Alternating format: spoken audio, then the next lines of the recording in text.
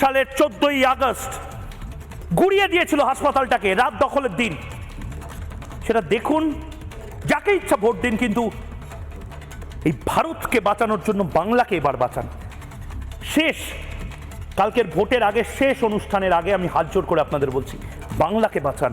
আর.জি. করের মতন হাসপাতালগুলোকে আর এভাবে তছনছ হতে দেবেন। এই ছবি এর পরে হয়তো আর দেখা যাবে না। এরপরে হয়তো রাজ্য সরকার এটাও বলবে যে ইমার্জেন্সিতে কিছু হয়নি।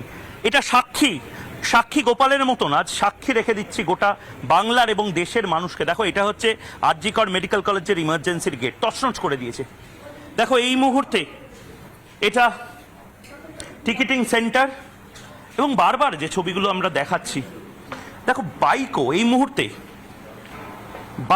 অবশিষ্ট রাখা হয়নি। প্রত্যেকটা যেখানে যেখানে পারা গেছে সেখানে সেখানে হল্টার মনিটর থেকে শুরু করে সব